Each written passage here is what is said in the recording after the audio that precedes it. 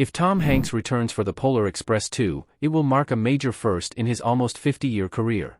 It's been almost 20 years since Hanks played 7 different characters in the Polar Express, including the voices of the conductor and hero boy.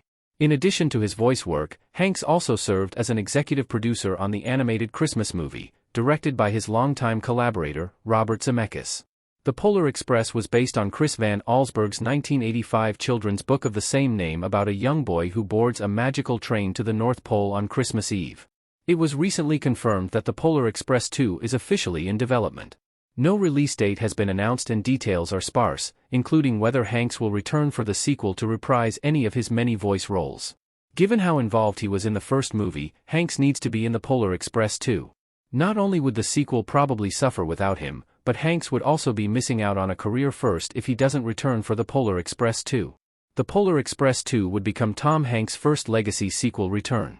It's been almost 20 years since the Polar Express was released on November 10, 2004, and depending on the release date for the Polar Express 2, it might be even longer by then. Because of how much time has already passed since the original film's release, the Polar Express 2 will serve as a legacy sequel upon its release. If he does decide to return, the Polar Express 2 would be the first legacy sequel of Hanks' nearly 50-year acting career, beginning in 1980. Of course, this wouldn't be Hanks' first sequel ever. Most notably, he has reprised his voice role as Woody in every subsequent Toy Story movie since 1995. Besides Toy Story, Hanks has only starred in sequels in one other movie franchise. In 2006, Hanks played the lead role of Robert Langdon in Ron Howard's film adaptation of the Dan Brown novel, The Da Vinci Code.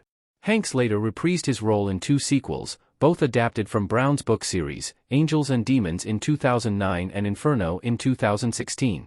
However, none of these sequels would be considered legacy sequels. Each of the Da Vinci Code sequels was released 7 years apart, and the largest gap between Toy Story sequels was only 11 years, from Toy Story 2 in 1999 to Toy Story 3 in 2010. A legacy sequel usually doesn't happen until decades after the original film was released.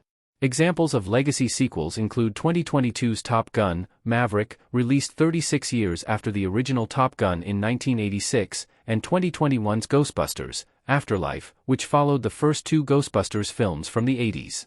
Why Tom Hanks has never done a legacy sequel.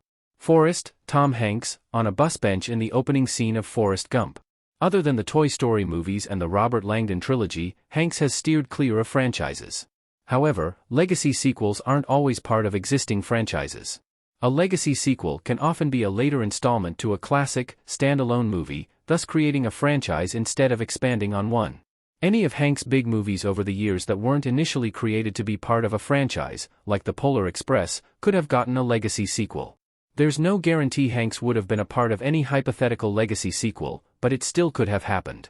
Given how many classic films Hanks has starred in, it's odd, then, that none of them have produced legacy sequels yet.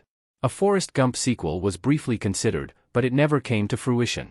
At the moment, there are no other sequels to any of Hanks' legendary movies from the 1980s to 2000s on the horizon, so it's unlikely he'll be starring in any kind of legacy sequel before the Polar Express 2. As long as he decides to be involved, the Polar Express 2 will become Hanks' first legacy sequel.